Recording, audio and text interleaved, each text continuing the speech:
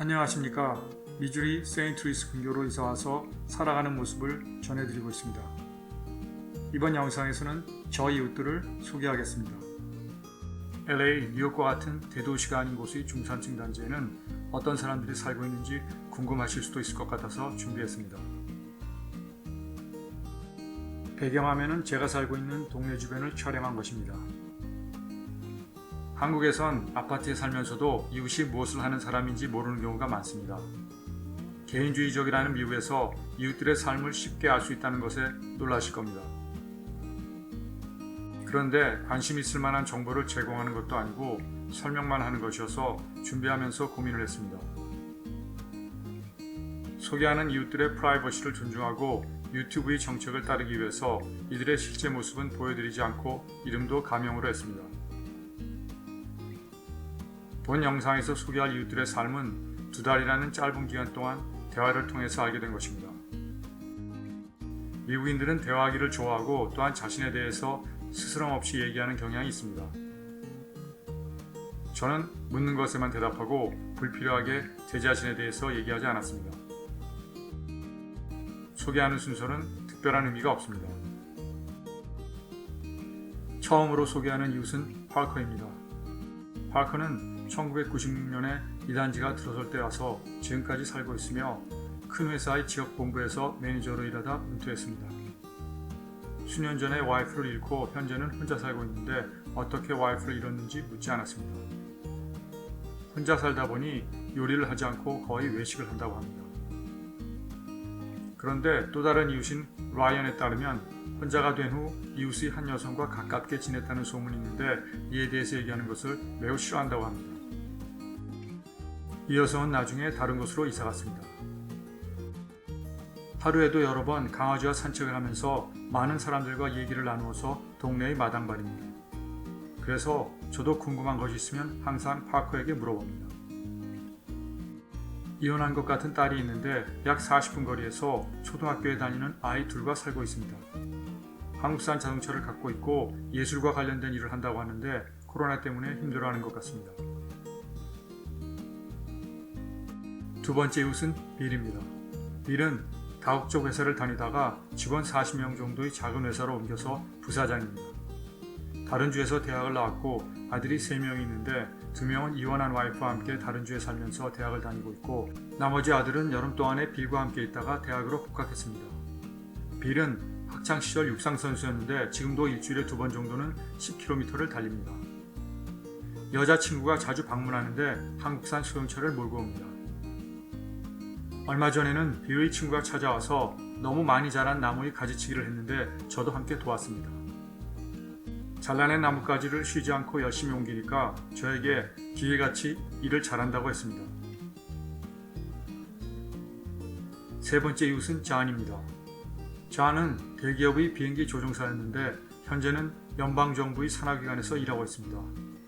정부기관이라서인지 지나치게 관료적이라고 불평합니다. 잔의 와이프는 신용카드 회사에 다니고 있는데 직위가 높은 것 같습니다. 그리고 잔과 와이프 모두 경영학 석사라고 합니다. 마라톤이 취미인 첫째 아들은 다른 주에서 대학을 다니고 있는데 아르바이트로 빙상 경기장에서 일한다고 합니다. 함께 살고 있는 둘째 아들은 고등학교를 졸업하고 기술을 배워서 이제 막 직장 생활을 시작했습니다. 둘째 아들은 독립하고 싶어 하지만 지금 수입으로는 어려우니 당분간 함께 살자고 했다고 합니다. 좋은 부모인 것 같습니다.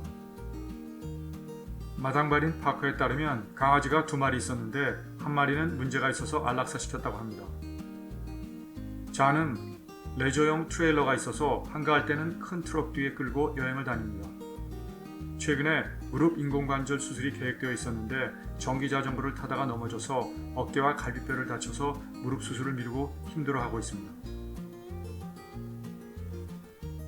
네 번째 이웃은 마크입니다. 마크는 공군에서 오랫동안 근무한 후에 근처의 고등학교에서 수학을 가르치다 최근에 은퇴했습니다. 와이프는 신용조합에서 일하다 은퇴해서 현재 부부가 은퇴를 즐기고 있는 것 같습니다. 부부가 모두 나이가 저보다 어려 보입니다. 한국산 SUV를 갖고 있으며 가끔 부부가 함께 모터사이클을 타고 외출합니다. 와이프가 세인트루이스 지역 출신임에도 불구하고 추운 것을 싫어해서 내년 봄에 플로리다로 이사갈 계획이라고 합니다. 첫 번째 와이프는 자신의 어머니가 딸처럼 여겼는데 와이프는 그렇지 않았다고 합니다. 현재의 와이프는 자기 어머니와 친구처럼 지내는데 어머니를 미주리에 남겨놓고 플로리다로 이사갈 수 없다고 했더니 모시고 함께 가자고 했답니다. 현재의 와이프가 미국 사람 같지 않아서 놀랐습니다. 다섯 번째 이웃은 피터입니다. 마당 발인 파커에 따르면 어떤 회사의 영업팀에서 일한다고 하는데 항상 깔끔한 차림입니다. 출장이 많을 줄 알았는데 집의 지하실에 사무실을 만들어 놓고 일합니다. 자동차가 4대이고 모터사이클도 있는데 파커에 따르면 이사 올 때는 자동차가 한 대였다고 합니다. 한 번 이혼했고 현재 와이프는 동유럽 국가 출신이고 10살이 어립니다. 결혼을 위해서 동유럽에서 데려온 것이 아니라 이전부터 미국에서 오래 살았다고 합니다. 그런데 와이프가 상당한 미인입니다. 너희 와이프가 예쁘다고 했더니 우쭐하면서 동유럽 출신이고 10살 어리다고 또다시 강조합니다. 조금 떨어진 교회에 새로 집을 짓고 있는데 12월에 이사 간다고 합니다. 대지가 10에이커, 즉 12,300평 정도로 매우 큰 집이라고 하는데 크리스마스에 모든 가족을 초대하는 모임을 가져야 하기 때문에 12월에는 완성되어야 한다고 합니다. 그리고 비싼 강아지를 데리고 다니는데 차라리 아이들보다 관리가 쉽고 돈도 덜 들어서 강아지가 낫다고 합니다. 이웃들이 나에게 친절하게 대해준다고 했더니 그것은 내가 먼저 다가가서 스스럼 없는 모습을 보여주었기 때문이라고 합니다. 전에 저희 집에 살던 부부와는 거의 대화를 한 적이 없다고 합니다. 여섯 번째 이웃은 라이언입니다. 라이언은 농산물을 재배하는 회사에서 일을 하고 있습니다. 저보다 훨씬 나이가 많은데 아직도 일을 합니다. 약 2시간 떨어진 곳에서 살다가 몇 년 전에 딸과 가까이 살기 위해서 이사 왔는데 아직 새로 사귄 친구가 거의 없다고 합니다.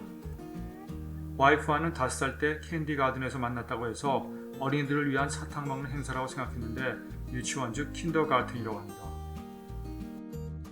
발음이 비슷해서 재미있게 쓰는 표현 같습니다. 공학으로 유명한 대학을 졸업했는데 공학을 전공하진 않았고 와이프는 자기가 다닌 대학에서 2시간 떨어진 대학을 다녔다고 합니다. 2시간이나 떨어져 있었는데 어떻게 지낼 수 있었는지 궁금합니다.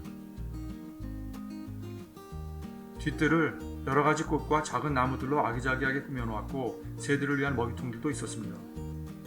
농담 삼아서 나의 와이프에게는 너희 뒷뜰을 절대로 보여주지 말라고 했습니다.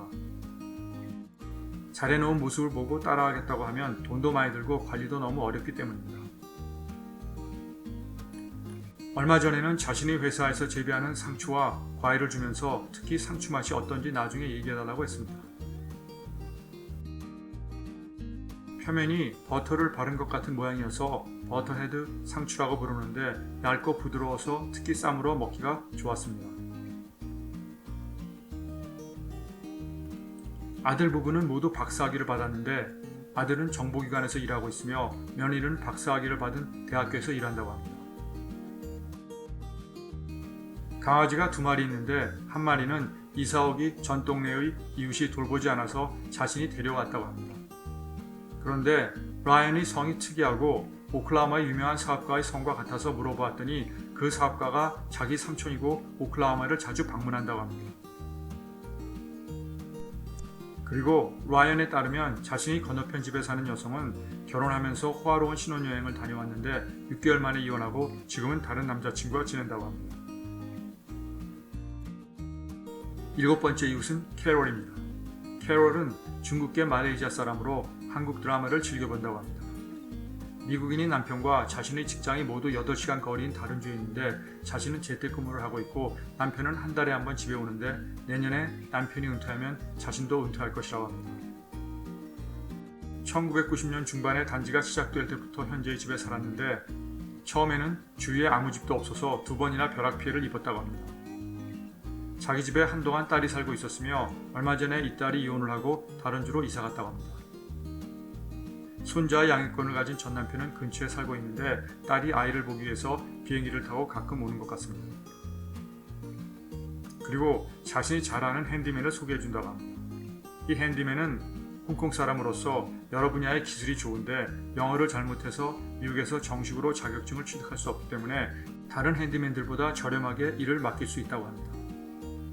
얼마 전에는 이 부부와 함께 세인트루이스 시내에 있는 식물원을 방문하여 좋은 시간을 보냈습니다. 그리고 조만간 우리를 초대해서 가까운 이웃과 함께 식사를 하자고 합니다. 같은 동양계라서인지 더 친근감이 듭니다.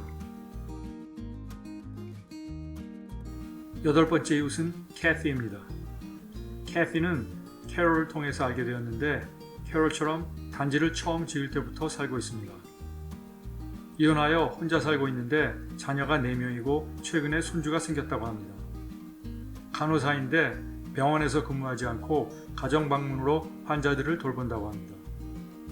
공주라고 부르는 작은 강아지를 데리고 다닙니다.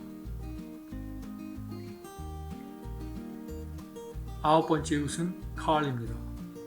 칼은 은퇴한 필리핀 사람인데 비교적 젊어 보여서 조기 은퇴한 것 같습니다. 부부가 모두 영어를 아주 잘하는 것을 보니 미국에서 오래 산 것 같습니다.